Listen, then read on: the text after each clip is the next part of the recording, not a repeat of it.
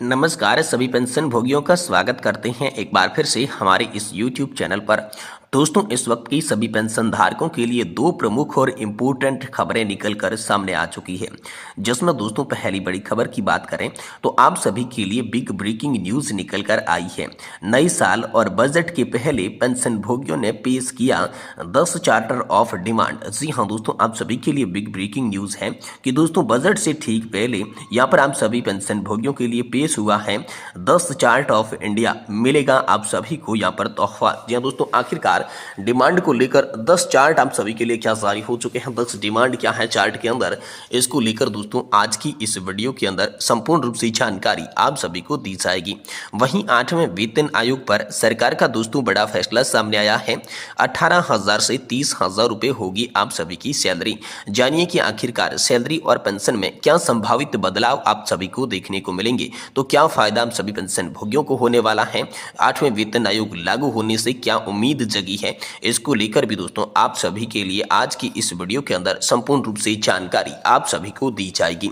इसलिए आप सभी कर्मचारी और पेंशन धारकों से निवेदन है कि दोस्तों आज की इस वीडियो को आप लास्ट तक देखिएगा और साथ ही हमारे चैनल पर नए हैं तो चैनल को भी सब्सक्राइब जरूर कर दीजिएगा। तो दोस्तों नए साल में आप सभी के लिए जो बजट आने वाला है उससे पहले आप सभी के लिए बिग ब्रेकिंग न्यूज आई है।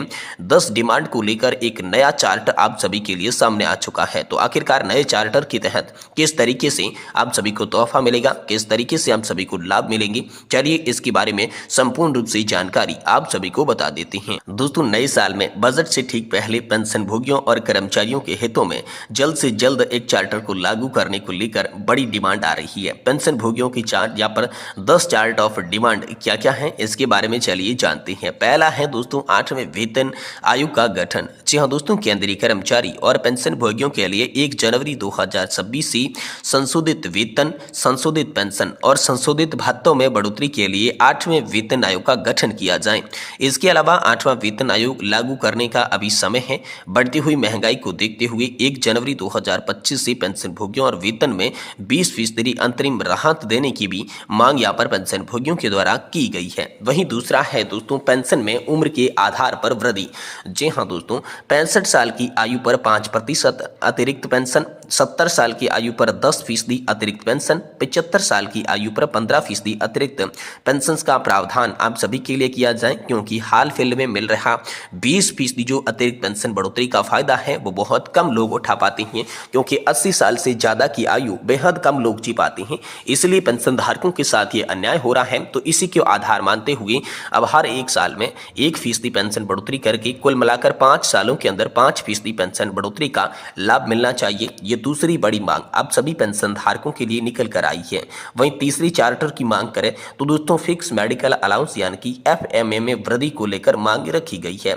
संसदीय समिति की सिफारिश के अनुसार मौजूद फिक्स मेडिकल अलाउंस को 1,000 रुपये से बढ़ाकर 3,000 रुपये करने की मांग की है। जी दोस्तों, संसदीय समिति जो आप सभी की पेंशन और तमाम मांगों को लेकर समय समय पर सरकार को यहाँ पर जो है अनुरोध करती आ रही है, सिफारिश से भेजती आ रही है, तो उसने दोस्तों यहाँ सभी के लिए 1,000 रुपये से बढ़ाकर 3,000 रुपये आप सभी का फिक्स मेडिकल अलाउंस करने को लेकर तीसरी बड़ी डिमांड जारी की है। चौथी डिमांड की मांग करें तो दोस्तों कम्यूटेशन पेंशन की समय सीमा को घटाना। जी हाँ दोस्तों, कम्यूटेशन पेंशन की पुनर्स्थापना 12 साल में करना, जो वर्तमान में 15 साल है। इसी के साथ पेंशन को आयकर से मुक्त करना, यह आप सभी के लिए मांग रखी गई। कम्यूटेशन की बहाली को 15 साल से घटाकर 12 साल पर किए जाने को लेकर बात रखी, क्योंकि बहुत सारे देश की जो हाईकोर्ट है वो भी ये मान चुके हैं कि 11 साल 3 महीने के अंदर कम्यूटेशन का पूरा हो जाता है अवधि, तो इसे 12 साल पर करना चाहिए, जो कि हाल फिलहाल में 15 साल पर है, इसे बदल देना चाहिए। ये आप सभी के लिए चौथी बड़ी मांग कर डाली है। वहीं 5वीं मांग की बात करें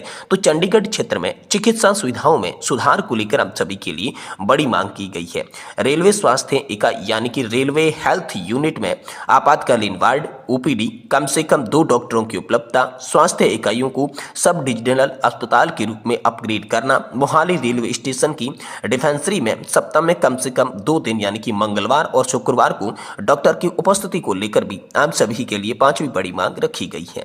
वहीं 6ठी बड़ी डिमांड की मांग करें तो दोस्तों निजी अस्पतालों में रेफरल प्रक्रिया को आसान बनाना। जी हाँ दोस्तों, रेलवे बोर्ड ने 30 जुलाई 2018 के आदेश के अनुसार रेलवे लाभार्थियों के लिए निजी पैनलबद्ध अस्पतालों में रेफरल प्रक्रिया को रोगी अनुकूल बनाना, रेलवे बोर्ड के आदेश 30 जुलाई 2018, 16 जून 2021 और 4 अक्टूबर 2024 यहाँ पर उसका जो है प्रभावी क्रियान्वयन होना चाहिए, ये बड़ी मांग रखी गई।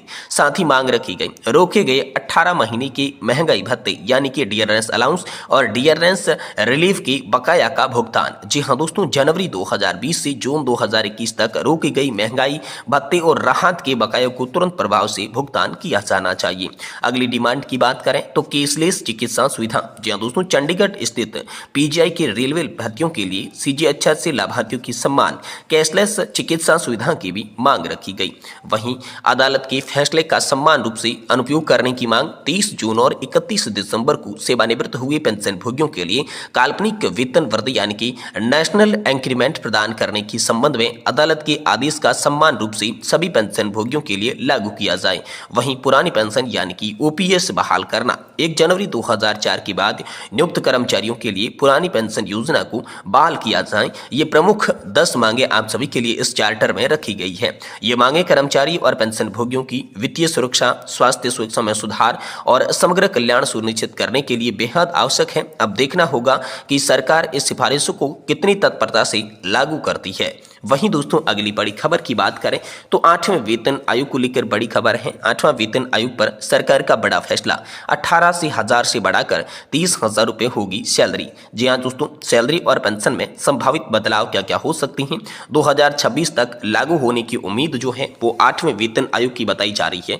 तो इसके बारे में आखिरकार क्या बड़ी खबर निकल कर आई, चलिए आप सभी को विस्तार से जानकारी देती हैं। 8वें वेतन आयोग के आसपास की हलचल भारत की केंद्र सरकार के कर्मचारी और पेंशन भोगियों के बीच एक महत्वपूर्ण विषय बन गई है। पिछले आयोग यानी कि 7वें वेतन आयोग को 2016 में लागू किया था, जिसके बाद से वेतन और पेंशन में संशोधन की उम्मीद बढ़ गई है। 7वें वेतन आयोग में न्यूनतम पेंशन को 7,000 से बढ़ाकर 18,000 रुपये प्रति माह कर दिया गया था, जबकि शीर्ष अधिकारियों का अधिकतम वेतन 2.5 लाख रुपए प्रति माह तक पहुंच गया था। जैसे जैसे महंगाई बढ़ रही है और जीवन यापन की लागत में वृद्धि हो रही है, कर्मचारी जानना चाहते हैं कि सरकार इन मुद्दों को कैसे संबोधित करने की योजना बना रही है। हालांकि कई लोगों की उम्मीद है कि वित्त मंत्रालय की हालिया बयानों से पता चलता है कि 8वें वेतन आयोग को स्थगित करने की कोई योजना नहीं है। हालांकि वेतन संशोधनों पर चर्चा बन रही है, जिससे सुझाव दिए जा रहे हैं कि भविष्य में समायोजन प्रदर्शन मूल्यांकन से जुड़े अधिक हो सकते हैं, न कि नए आयोग के माध्यम से। ये दोस्तों, इस वीडियो के अंदर 8वें वेतन आयोग के संभावित प्रभाव, उनके द्वारा सैलरी और पेंशन में होने वाले बदलाव और सरकारी कर्मचारी तथा अर्थव्यवस्था पर इसके व्यापक प्रभावों के बारे में चर्चा करने वाली है। 8वें वेतन आयोग का गठन लगभग 50 लाख केंद्रीय सरकार के कर्मचारी और यहाँ पर 67 लाख पेंशन भोगियों के लिए वेतन संरचना निर्धारित करने में महत्वपूर्ण भूमिका निभाने की उम्मीद जता रहा है। ऐतिहासिक रूप से यह आयोग लगभग हर 10 साल में स्थापित किए जाते हैं, जिससे उम्मीद की जा रही है कि जल्दी एक नई घोषणा हो सकती है, जो संभवतः 2026 तक लागू हो सकती है। हालांकि हालिया सरकारी अधिकारियों के संचार से यह संकेत मिला है कि एक वैकल्पिक दृष्टिकोण भी आप सभी के लिए अपनाया जा सकता है। तो 8वें वेतन आयोग से संबंधित पहलुओं की बात करें तो इसका ड्राफ्ट जो है वो तैयार 2023 में कर लिया गया था, और आयोग की घोषणा की बात करें तो यहाँ पर 2024 में अनुमान लगाया गया था कि हो सकता है, लेकिन नहीं हुआ तो इस साल हो सकता है। और क्रियान्वयन का जो इसको लेकर वर्ष बताया जा रहा है तो जनवरी 2026 तक इसका क्रियान्वयन हो सकता है और भारत सरकार के द्वारा इसे प्रभावी किया जाएगा। और आयोग के वर्गीकरण की बात करें तो वित्त विभाग के द्वारा वर्गीकरण किया जाएगा और केंद्र सरकार के कर्मचारी जो हैं वो इसके लाभार्थी होने वाले हैं। ये बड़ी खबर आई है। तो न्यूनतम सैलरी में वृद्धि की बात करें तो न्यूनतम सैलरी को 18,000 रुपये से बढ़ाकर 26,000 से 30,000 रुपये प्रति माह किया जा सकता है। वहीं महंगाई भत्ते में बदलाव के प्रति अधिक संवेदनशीलता सुनिश्चित करने के लिए डीए को भी समायोजित किया जा सकता है। और पेंशन संशोधन की बात करें तो जो पेंशन भोगी 7वें वेतन आयोग के से रिटायर हुए हैं उन्हें समानता सुरक्षित करने के लिए संशोधित भी मिल सकता है। तो ये बड़ी खबर दोस्तों हाल फिलहाल में आप सभी पेंशन भोगियों के लिए निकल कर सामने आ रही है।